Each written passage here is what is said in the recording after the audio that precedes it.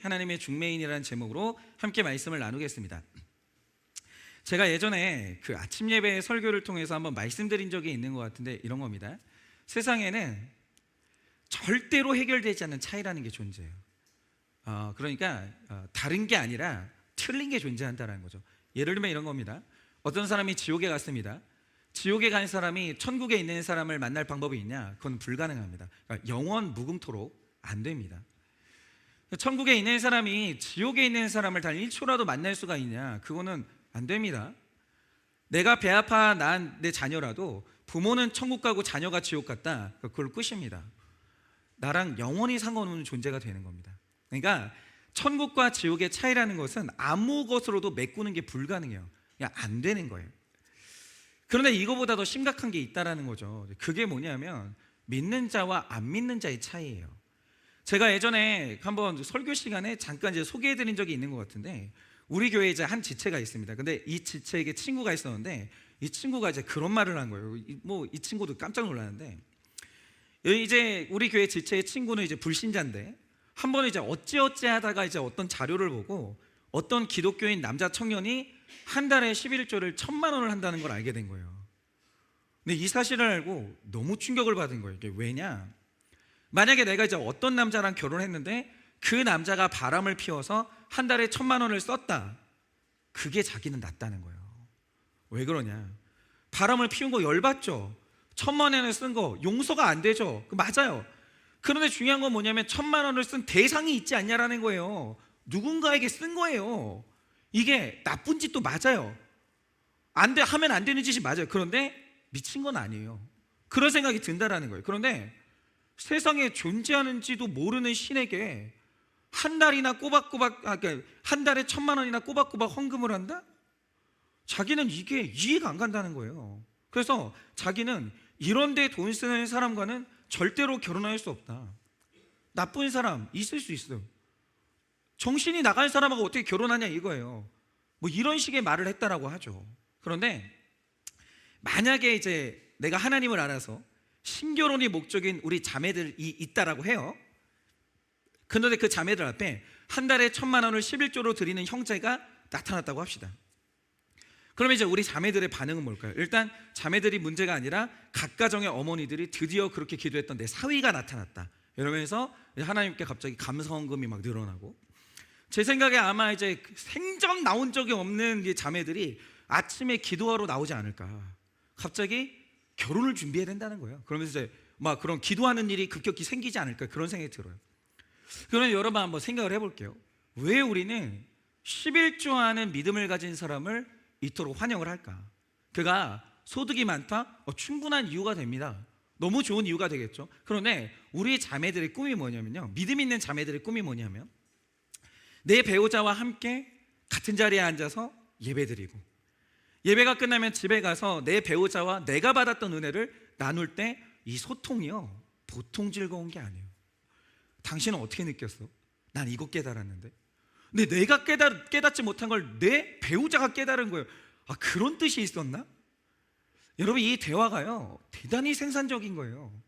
대단히 아름답고, 그러다가 자녀가 태어나면 같은 말씀으로 자녀를 기르는 믿음의 동반자를 원하는데, 저희 가정도 그럴 때가 있어요. 이제 애가 이제 큐티를 하다가 모르는 게 있다, 그럼 제가 가서 설명을 해줘요.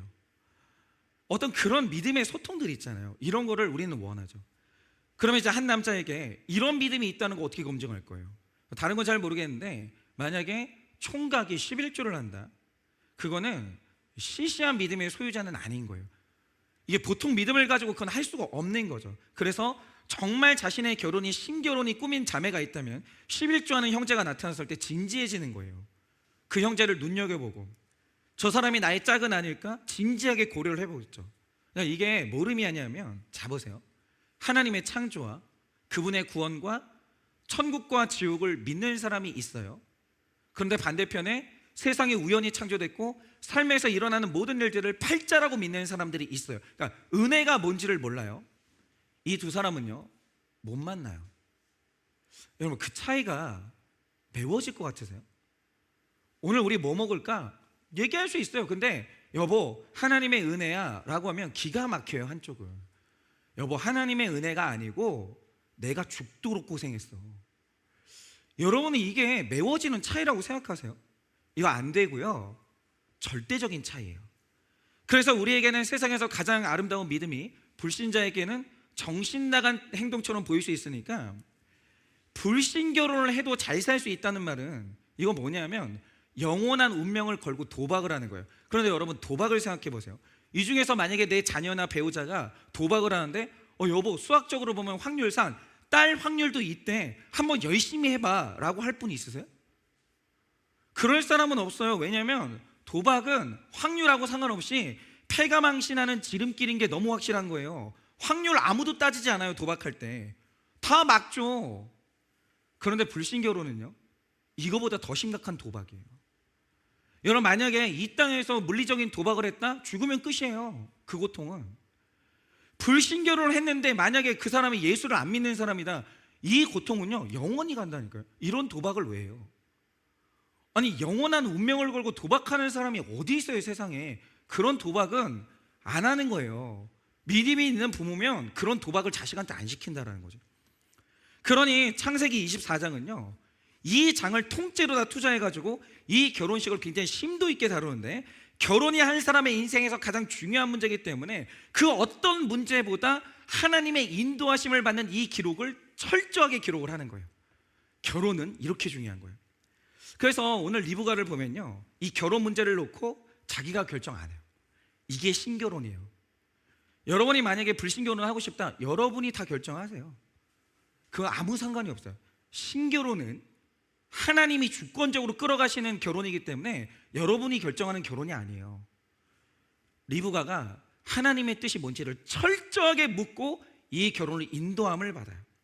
그럼 오늘 우리가 이제 볼 때, 리브가는 인도함을 받고 하나님의 사람과 결혼해서 예수님의 조상이 됐어요.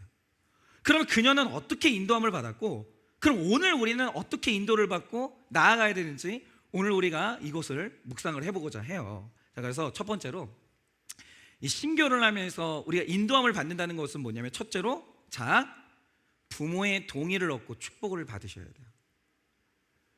제가 청년들한테 분명히 말씀드릴게요. 부모님들도 가치관 세워주세요.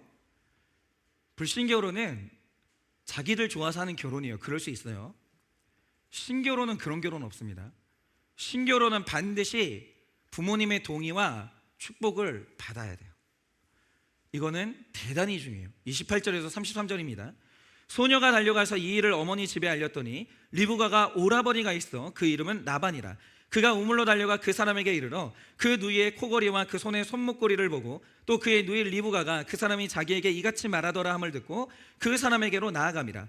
그때 그가 우물가 낙타 곁에 서 있더라. 라반이 이르되 여호와께 복을 받은 자여 들어오소서. 어찌 밖에 서 있나이까? 내가 방과 낙타의 처소를 준비하였나이다. 그 사람이 그 집으로 들어가매 라반이 낙타의 짐을 부리고 집과 사료를 낙타에게 주고 그 사람의 발과 그의 동행자들의 발 씻을 물을 주고 그 앞에 음식을 베푸니 그 사람이 이르되 내가 이 일을 진술하기 전에는 먹지 아니하겠나이다. 라반이 말하되 말하소서라고 합니다. 여러분, 이거 제가 전에 그 결혼할 때 주례를 하거든요. 그 주례가 ABC가 있어요. 저는 그게 좋은 말이 아니에요. 요거 안 지키면 결혼 생활 대단히 힘들어져요. 저는 주례사가 대단히 중요하거든요. 근데 그걸 늘 확인해요.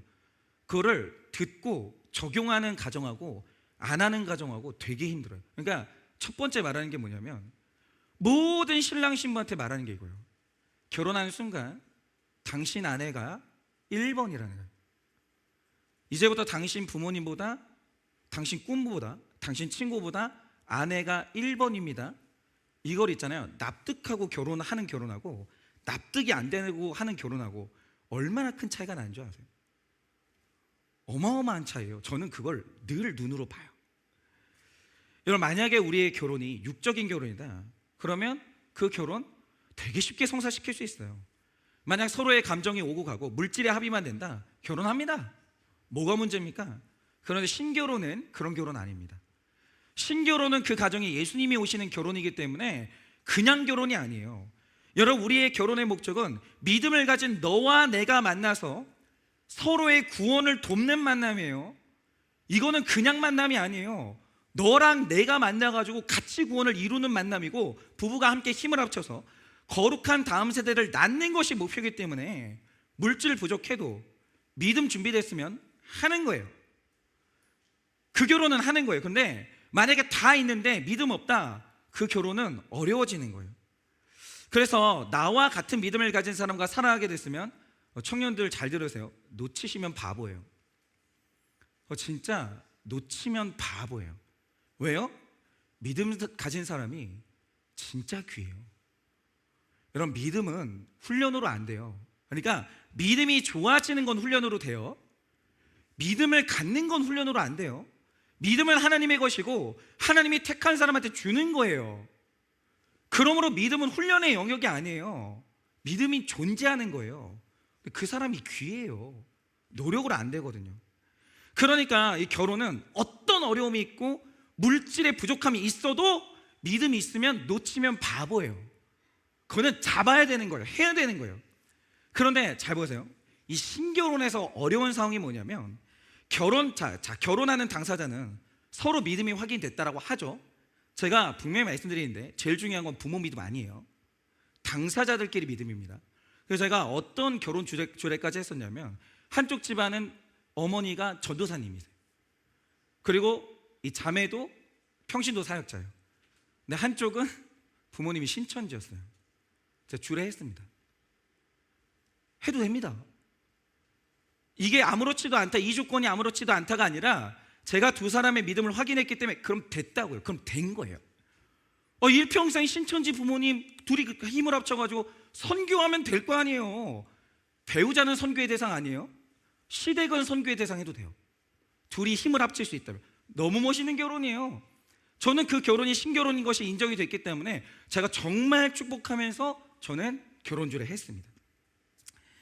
그런데 이제 이런 거예요.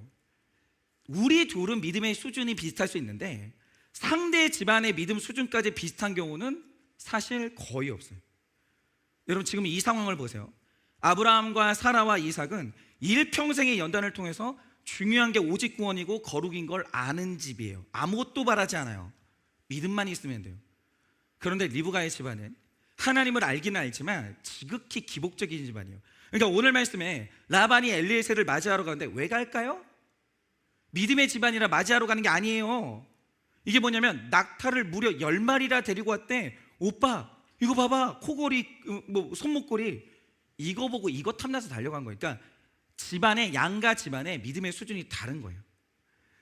그러면 보세요. 어떻게 되냐면, 믿음이 있는 집안은 어떤 대가를 치러도 이 결혼을 이루려고 해요. 근데 믿음이 없는 집안은 조건 좀 틀어지잖아요. 이혼도 시켜요.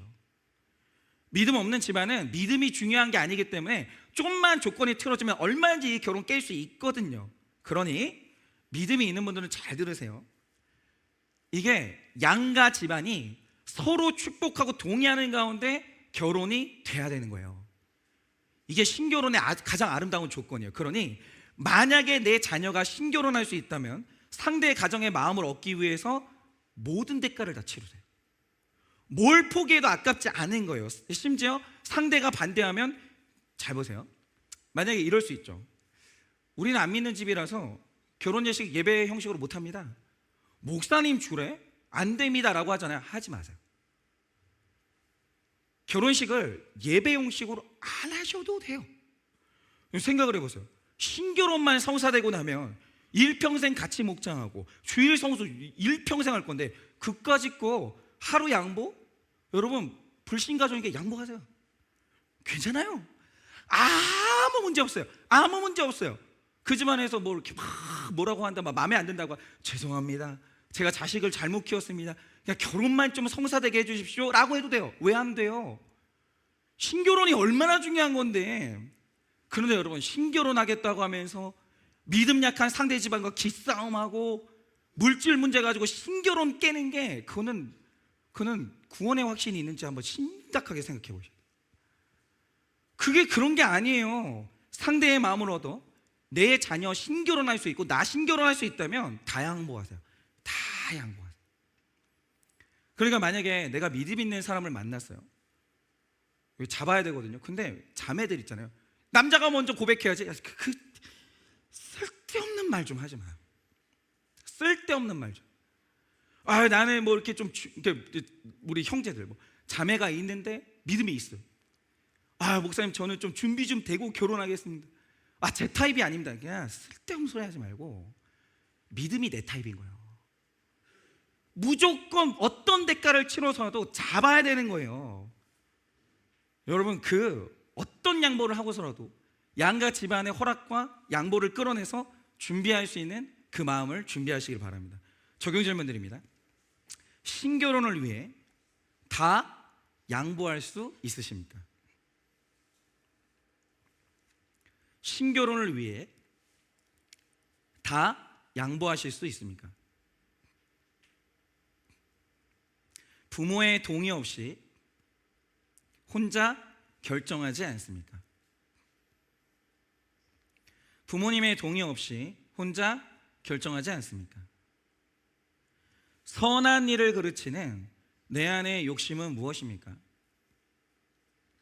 선한 일을 그르치는 내 안의 욕심은 무엇입니까?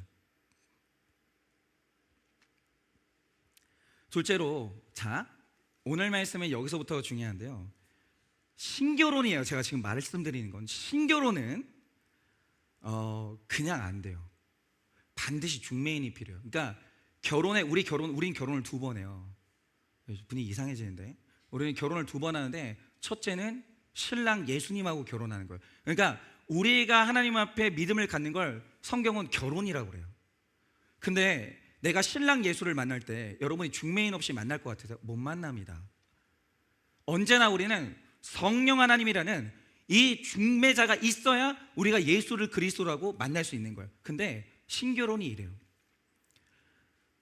이게 너무 사탄이 이 신결혼을 싫어하고 이 신결혼을 너무너무 이렇게 방해가 많기 때문에 이게 혼자서 되는 게 아니라 반드시 신결혼은 중매인이 정말 필요해요. 고린도서 11장 2절에 이렇게 말합니다. 내가 하나님의 열심으로 너희를 위하여 열심을 내노니 내가 너희를 정결한 처녀로 한 남편인 그리스도께 드리려고 중매함이로다 라고 해요. 이 말씀이 중요해요. 바울은 자신을 소개할 때 우리와 예수님을 연결하는 중매인이라고 소개를 했고, 여러분 지금 모두가 이제 예수 믿는 순간 어떤 사명을 가지냐면 한 가정, 신가정 만드는데 우리가 사명을 감당하는 중매인이 되는 거예요. 근데 또 뭐 이런 말씀 드리면 또 안전제일인 분들은 내가 누구를 소개했다가 내가 또 욕 들으면 어떨까 그러면서 일평생 소개 안 하시는 분들이 있고, 제가 아는 자매가 저기 뒤에 유아실에 앉아 있을 수도 있는데 어쨌든 막 그래요. 아니라는 거예요. 우린 신결혼만 할 수 있으면 중매인의 역할을 해야 되는 거예요. 여러분, 신결혼은 영원한 생명을 낳는 결혼이기 때문에 이 만남에 확신을 주고 힘을 보태줄 중매인이 필요해요. 이 결혼은 우리가 그 역할을 해야 되는데, 그러면 중매인의 역할이 뭘까요? 이게 인도하심이에요. 내가 중매인을 만나야 되고 내가 중매인이 돼야 되는 거예요. 그들을 결혼으로 끌어주는 세 가지를 좀 살펴보고 오늘 우리가 이제 묵상하려고 하는데, 자, 이 중매인의 역할이 뭐냐? 여기서부터 또 들어갈게요. 첫째로, 진정성 있는 진술로 중매를 해야 합니다. 33절입니다. 그 앞에 음식을 베푸니 그 사람이 이르되 내가 내 일을 진술하기 전에는 먹지 아니하겠나이다. 라반이 이르되 말하소서라고 합니다. 자, 우리가 누군가의 결혼을 위한 중매자가 될 때 사랑하지 않는 사람을 위해서 중매 역할을 하는 사람은 없어요. 그러니까 이런 거죠. 제가 제 아내랑 결혼할 때 저는 중매자가 2명 있었어요. 그러니까 사실은 저도 이제 결혼하기 전에 되게 흔들렸고, 제 아내도 결혼하기 전에 사역자랑 하는 거니까 얼마나 두려웠겠어요. 근데 저희는 저희 어머니가 제 아내를 설득했어요. 내 아들하고 결혼 한번 해주면 안 될까? 뭐 이러면서 저희 어머니가 이제 아내를 설득했고, 저는 저희 장모님이 저를 설득했어요. 말로 설득한 게 아니에요. 고기를 계속 먹였어요, 저한테. 그래서 나는 결혼하면 그 고기 계속 먹을 줄 알았어요, 제가. 뒤는 말하지 않을게요. 어쨌든 그래서 이제 보통은 그 주변에 사랑하는 사람들이 이 결혼을 왜 해야 되는지, 왜 그 사람이 좋은 사람인지 중매 역할을 하는데, 보통은 이제 그 역할을 목자님이나 목회자나 거의 대부분의 경우에 부모님들이 하는 경우가 많아요. 그러면 우리가 뭘 해야 내 사랑하는 자녀, 성도, 목원이 신결혼의 응답을 받겠습니까? 잘 보세요. 엘리에셀이 드디어 이제 여행을 끝내고 리브가의 집을 왔는데 여러분 이 여행이요 1000km짜리 여행이에요. 이게 도로가 잘 닦인 도로를 가는 게 아니라 여러분 해변 걸어보셨어요? 이거 좀만 걷잖아요, 고관절이 아파요. 흙바닥길을 1000km를 걸은 거예요. 그러니까 이제 도착한 다음에 뭘 해야 되겠어요? 일단 다 필요 없고 좀 쉬자, 먹어야 되지 않겠는가. 그리고 중요한 얘기는 정신 차리고 내일 좀 하자, 이럴 수 있잖아요. 그런데 엘리에셀이 그렇게를 안 해요. 어떻게 하냐면 내가 내일을 진술하기 전에는 먹지 않겠다는 거예요. 이게 먼저라는 거예요. 이 결혼을 위해 행하신 하나님의 일을 나는 진술을 해야 된다, 이거예요. 여러분 이거 해줄 사람이 있으세요? 여러분 우리 청년들 지금 얼마나 유혹이 많은 줄 아세요? 야, 결혼은 다 똑같은 거야. 그런데 여러분 곁에, 지금 우리 자녀 곁에 왜 이 결혼을 해야 되는지, 신결혼해야 되는지 이렇게 강력하게 진술해 줄 사람이 있냐고요. 신결혼 그냥 안 돼요. 이거 외치는 사람이 있어야 되는 거예요. 그런데 엘리에서는 왜 이렇게 해요? 결혼은 로맨스의 완성이 아니라 중매인인 부모와 성도의 사명이고 사역이거든요. 그 무엇보다 결혼을 위한 이 신결혼이 먼저인 거예요. 이 정도 열정이 있어야 되는 거예요. 이 외치는 중매인이 없으면 청년들 신결혼 못하는 거예요. 그래서 하나님의 일을 진술하는데, 그러자 일어난 일이 뭐냐? 가장 먼저는 믿음 없는 리브가의 집이 이 태도를 보는 거예요. 뭐야? 이 사람 우리 딸을 진짜 소중하게 생각하네. 신결혼이 이렇게까지 중요한 건가? 하나님이 이 만남을 진짜 개입하셨나? 이거를 보고 이 집이 설득이 되어지는 거예요. 그리고 또 하나, 구원의 결혼을 위해서 자기 삶을 진술하는 그 중매인을 하나님이 보시는 거예요. 제가 말씀드렸어요. 하나님의 사람은 하나님의 것이에요. 하나님이 먼저 설득돼야 그 사람을 보내주는 거예요. 그리고 하나님이 이 결혼을 지지하시는 거예요. 엘리에셀의 이 열정을 보고. 여러분 신결혼은요, 하나님이 지지를 안 해주면 여러분은 못해요. 그러니까 저도 이 결혼 중매를 몇 번 했거든요. 근데 그 만남을 내가 깼든 그 만남을 성사시켰든지 간에 언제나 했던 건 제가 내가 만난 하나님을 진술하고 신결혼을 설명해 주는 거예요. 저는 우리 청년들의 신결혼을 위해서라면 저는 그게 안 아까운 사람이에요. 제가 얼마 전에도 우리 미희자매가 이제 결혼을 했는데 진짜 제가 부탁을 했어요. 4번만 만나달라고. 그 사람들이 만나달라고 온 게 아니라 제가 부탁했어요. 결혼 전에 4번만 만나자고, 나랑 4번만 밥 사 먹이고 하면서 4번을 만나는 거예요. 그러면서 제가 한 게 뭐겠어요? 진술하는 거예요. 신결혼이 뭔지, 왜 죄고백이 있어야 되는지, 왜 하나님이 원하시는 만남을 해야 되는 건지. 이거를 내 딸도 아니에요. 자매가 내 딸처럼 사랑은 하지만 제 딸도 아니에요. 근데 나는 그 결혼을 그냥은 못 시켜요. 이 결혼 너무 중요하기 때문에. 그러면서 하나님의 인도하심을 따라 저는 결혼 문제를 다루어 갔어요. 저는 침묵한 적이 없어요. 우리 청년들 결혼 문제에 있어서는 저는 외쳐요. 그러니까 여러분 잘 들으세요. 우리 남자 청년들 특히 당장 목장에 가서 말하는 법부터 배우세요. 거기서 내 삶에 행하신 하나님의 일을 진술하는 걸 지금부터 준비를 하셔야 돼요. 그래야 결정적인 순간이 왔을 때 신결혼을 위한 진술을 할 수가 있는 거예요. 제가 이 말 괜히 하는 줄 아세요? 내가 진술하는 삶을 살고 있으면 하나님이 그 믿음을 보시고 믿음의 사람을 붙여주시는데, 여러분 남자 청년들 특히 잘 들으세요. 믿음 좋은 자매는요 보석이에요. 살면 살수록 알아. 믿음 좋은 자매는 보석 중에 보석인데, 믿음 좋은 자매들은요 일단 소개를 받아서 만났을 때 사실 이상형이랑 결혼하는 사람은 거의 없어요. 그러니까 기죽지만 자꾸 여자들이 뭐 연봉이 어쩌네, 뭐 이렇게 막 키가 어쩌네. 나를 봐, 연봉이 뭐가 있어. 내가 키는 좀 비율은 좋은데 어쨌든. 근데 웃어요. 지금 웃으시는 분이 누구예요? 근데 어쨌든 간에 그 기죽지 말라니까. 이게 이상형이랑 결혼하는 사람이 없어요. 여성들이 첫 만남에서 되게 중요한 게 뭐냐, 첫인상은 안 좋을 수 있어요. 나눔이 모든 걸 판가름해. 그래, 이런 거죠. 만났는데 만나서 나눔이 한다고 재미가 없으면 그 만남은 끝났다고 보시면 돼요. 그래, 이런 거예요. 제가 자매들하고 많이 나눔을 하잖아요. 이 자매들이 이제 누굴 만난대, 나간대. 그럼 내가 기도해요. 갔다 와라, 힘내라. 근데 이 자매가 갔다 와가지고 이제 잘 되는 경우는 딱 그래요. 목사님 오늘 대화 너무 좋았어요. 다 대화예요. 목사님 오늘 대화 너무 좋았어요. 뭔가 통했어요. 그래? 그럼 만나봐 라고 하는데 어떤 자매는 딱 와서 이래요. 목사님, 있는 내내 제가 말 다 했고요, 이 대화를 끌어가느라 너무 힘들었고 목사님 나눔이 안 돼요. 그러면 그날로 끝내고 싶어요. 그런데 제가 아니다, 혹시 모르지 않냐? 야, 2번만 더 만나라. 근데 2번 다 만나는데 대화가 안 된대요. 그럼 저는 만나라는 얘기 안 해요. 끝내라. 왜? 저는 알거든요. 아니, 이런 처음 만나는 대화도 끌어갈 수 없고 자기 진술을 할 수 없는 남자가 결혼하잖아요. 하루 종일 TV만 보고 있다가 아내가 말을 걸어도 대답 한마디를 안 해주는 거예요. 나는 그 결혼은 못 시켜요. 이거 연습이에요. 얼마나 중요한데요. 여러분, 대화 안 되잖아요. 여러분 소개팅 끝났다고 보시면 돼요. 목장 우습게 여기지 마시고 말씀으로 나눔하는 연습 정말 잘하셔야 돼요. 남자들끼리 모여가지고 무슨 연애 얘기만 드립다 하지 말고 말씀으로 나눔을 하시라고. 여자들은 거기에 뿅 가는 거예요. 믿음 있는 자매들은. 그 진술의 연습이 리브가를 만나게 해요. 그러므로 정말 하나님 앞에 이 진술하는 연습, 진술하는 거, 이거를 지금부터 연습하고 하나님 앞에 증명하시기를 바라요. 적용 질문 드립니다. 내 신앙을 잘 진술합니까? 근데 또 진술할 때 키에로케고르는 말했죠. 막 이런 말도 안 되게 재미없는 진술 있잖아요. 혼자 일방적으로. 대화는 티키타카야. 네가 말하면 내가 알아듣고, 내가 말하면 네가 알아듣고. 그러니까 재밌게, 깔끔하게, 그러나 진지하게 의미 있게. 이거는 목장에서 연습을 하셔요. 내 신앙을 재미있게 진술 잘 합니까?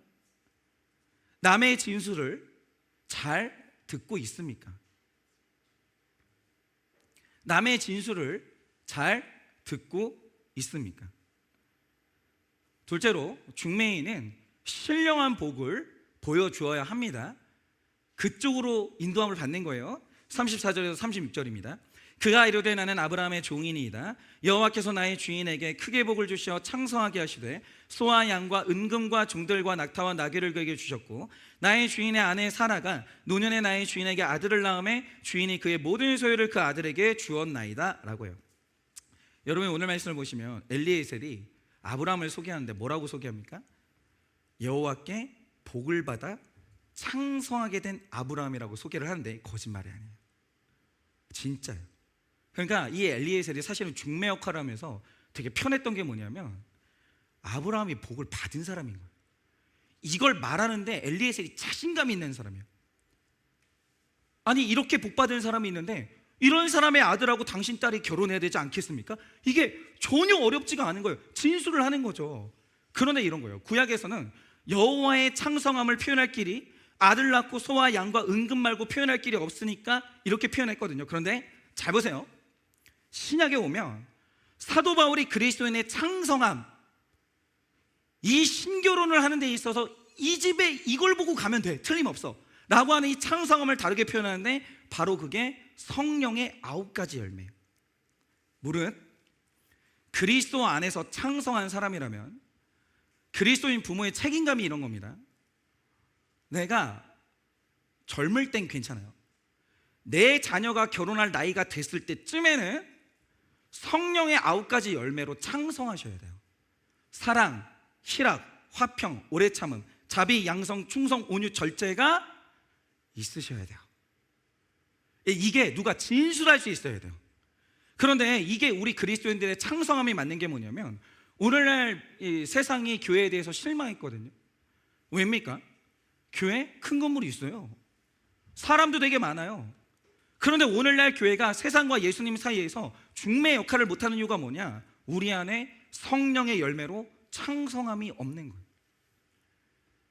내가 소개하는 예수를 만날 수가 없는 거예요. 그러니 성령의 열매가 없는 교회가 아무리 예수를 증거해도 세상이 예수님과 맺어질 수가 없는 거죠. 그러니까 저도 마찬가지인 게 뭐냐면 목회자인 제가 물질 문제로 넘어지고 성 문제로 넘어져서 보여줄 창성함이 없어요. 세상의 지탄을 받아요. 그럼 어떤 사람이 제 말을 믿고 중매 역할을 맡기겠어요?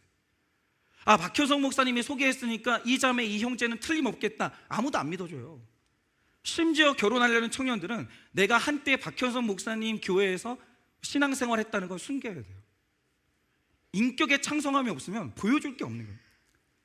그런데 만약에 제가 성령의 열매를 맺으면서 그래도 신뢰받는 목회자로 서 있으면 우리 청년들이 결혼할 때 제가 한마디 보탤 수 있잖아요. 저는 늘 설득할 때 그렇게 해요. 나 믿고, 나 한 번만 믿고 그 결정 해보라. 그러니까 내가 신뢰가 안 가면 안 해도 되는데 나 한 번만 나를 믿고 내가 책임질 테니까 한번 해보라고. 저는 언제나 그렇게 설득해요. 근데 그러려면 제가 삶을 잘 살아야 돼요. 본게 있어야 나를 믿을 거 아니에요. 그래야 내가 우리 청년들 결혼할 때 도와줄 거 아니에요.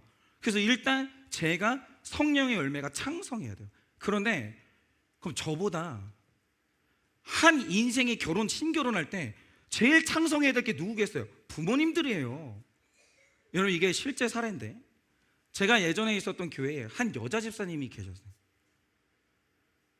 근데 진짜 너무 안타까웠던 게 이분이 입에 절제 열매가 없는 거예요. 열매를 못 맺었어요.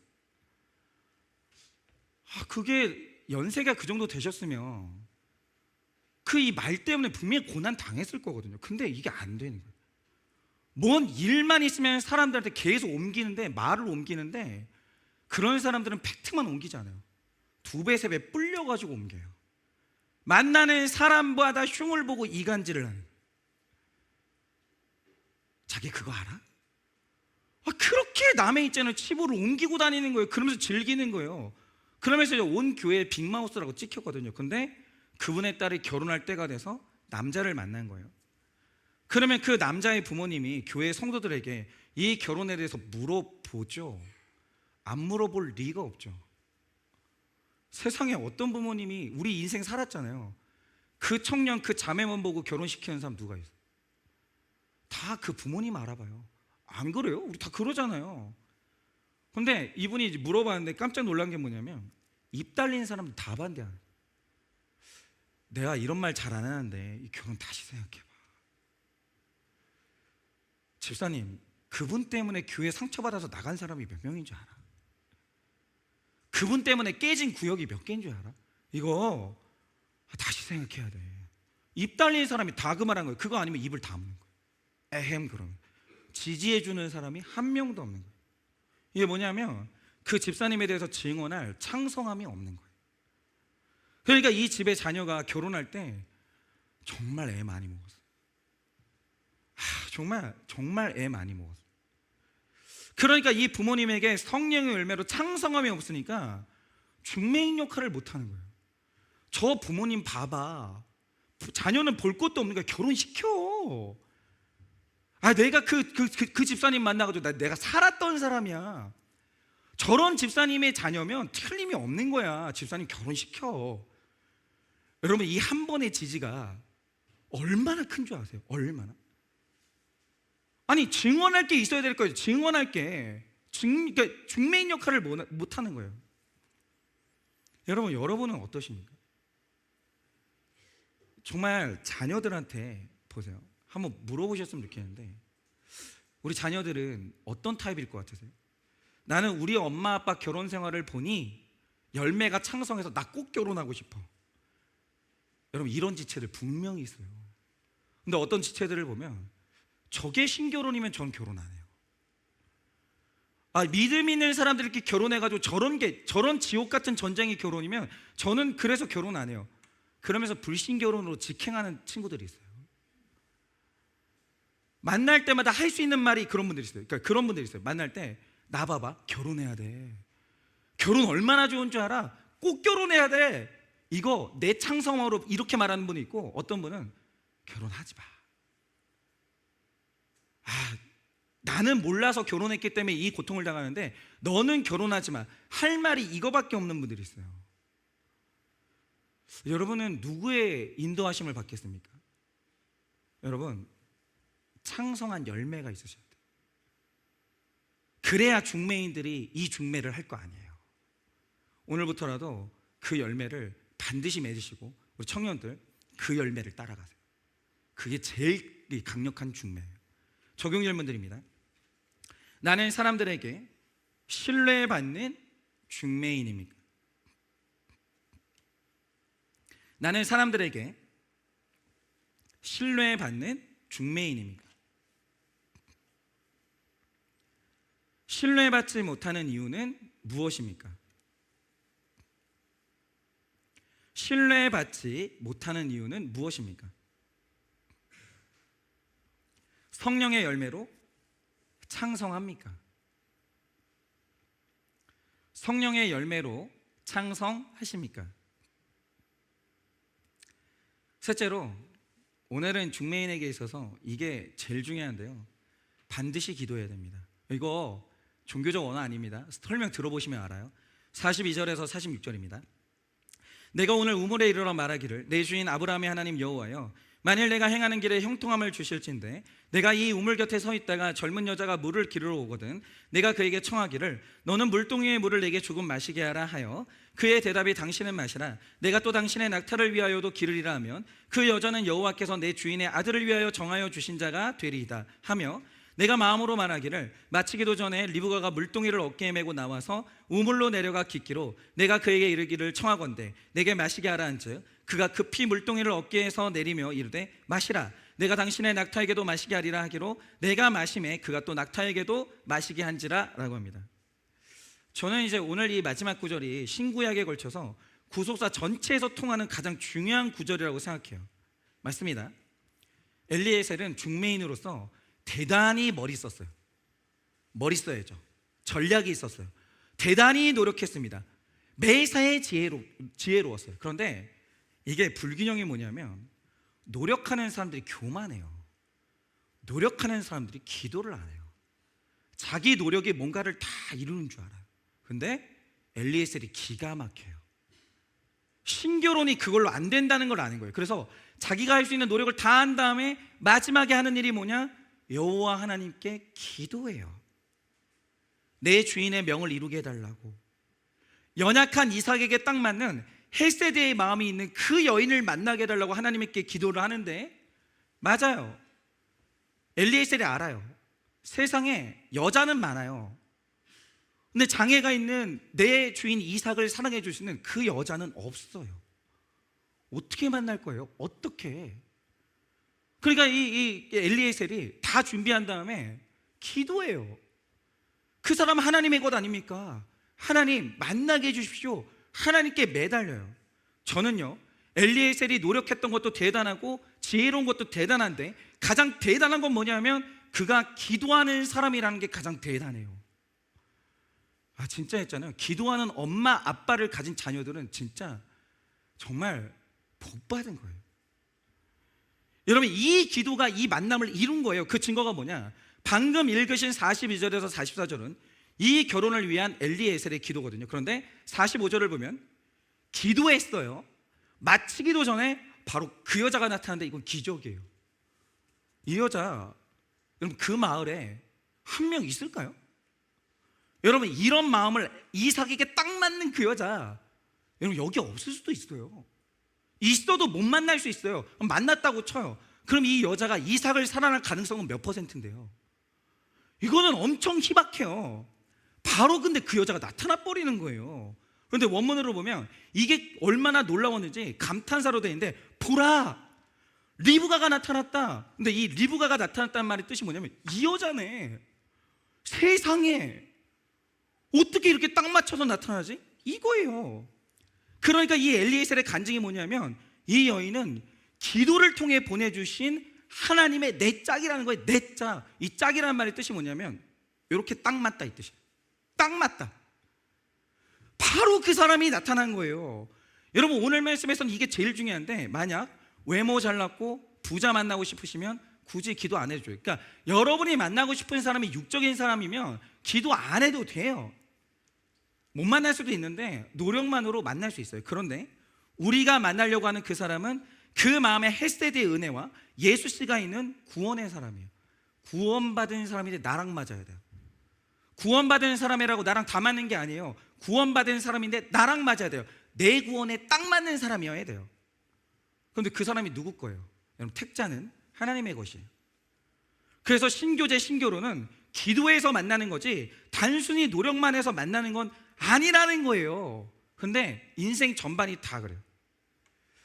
정말 저는 기도를 안 하시는 그 담대함을 대단하다고 생각하는데, 기도 안 하고 하나님의 뜻은, 하나님 꿈쩍도 안 해요. 이루어지지 않아요. 여러분, 자녀를 양육할 때도 기도 안 하고 노력으로만 자녀 양육하면 그 자녀는 하나님의 사람으로 못 키우세요. 장성할 수 있어요. 대기업 들어갈 수 있어요. 근데 하나님하고 상관없는 아들이에요. 그래서 예수님이 이 땅에 사실 때 예수님이 새벽 미명에 일어나서 굳이 산에 올라가서 기도하셨거든요. 그런데 인간이 되신 예수님이 기도하셨어요. 왜냐? 기도 안 하고 못 살아요. 기도 안 하고서는 신이신 예수님도 못 산다고요. 여러분, 우리는 뭐 은혜 받으려고 기도하는 거 아니에요. 기도 안 하면 요만큼의 하나님의 뜻도 안 이루어져요. 우리는 살려고 기도하는 거예요. 그런데 왜 예수님이 하셨던 기도를 안 하는 이유가 뭘까요? 그러니까 내가 기도 안 해도 괜찮은 남자 여자 만날 수 있다, 이 교만함이 있는 거고, 기도 안 해도 내가 잘 살 수 있다는 교만함이 있는 거예요. 그러니까 교만해서 기도 안 하는 거예요. 맞아요. 저도 알아요. 기도 안 해도 사라져요. 잘 들으세요. 기도하지 않고 버는 돈, 기도하지 않고 이루어지는 합격, 기도하지 않고 만나는 사람은 하나님하고 아무 상관없어요. 그렇게 이루어진 모든 것은 종국의 고통으로 돌변해요. 하나님과 상관없는 모든 것에는 거기에 생명이 없어요. 내 자식이 아무리 예뻐도 기도로 길러내지 않는 자녀는 하나님하고는 상관없어요. 여러분, 성화의 노력에서는 노력해야 되는 건 맞아요. 그런데 가장 노력하셔야 되는 게 뭐냐? 정말 기도하셔야 돼요. 여러분 자신의 결혼을 놓고 기도하세요? 자녀 결혼을 위해서 기도하세요? 기도하고 얻으면 그게 하나님이 주신 거예요. 그래서 참된 중매인은 기도하는 사람이에요. 그래서 제가 뜨거운 부모님의 기도를 받고 배우자를 만나보니까 기도가 얼마나 중요한지를 알 수 있는 거예요. 그러니까 여러분, 제가 저희 아내 만나기 전에 저는 사역자니까 사목감을 만나야 되잖아요. 그냥 예쁘다고 안 돼요. 스펙이 좋다고 되는 게 아니라, 그러니까 예쁜 여자를 만날 수 있었다 이게 아니라, 꼬아서 듣지 마시고, 스펙이 좋다고 되는 게 아니에요. 저는 사목감이어야 돼요. 사목감 못 만나잖아요. 목사님들 목회 못해요. 근데 만나는데 안 되는 거예요.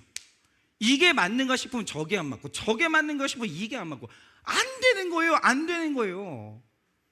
근데 저희 부모님이 얼마나 기도했게요? 제 결혼을 놓고. 근데 저희 아내를 만났을 때는 모든 게 쉬웠어요. 모든 게 물 흐르듯이 갔어요. 그래서 제가 몇 번 말씀드렸잖아요. 이게 얼마나 쉬웠냐면, 저희 아내랑 저랑 10살 차이 나잖아요. 제가 처음에 나랑 만나봅시다 그러니까 제 아내가 기가 막혀 하는 거예요. 그때 제 아내가 23살이었거든요. 저는 33살이었고. 뭘 또 이러시. 누구야 도대체. 이거 좀 티나게 하지 마시라고. 그냥 마음으로만 생각하시라고. 나도 알아요, 내가 얼마나 큰 문제가 있는지. 막 이랬다고요. 그래, 저희 아내가 너무 기가 막혀 하는 거예요. 그래, 저 던졌죠.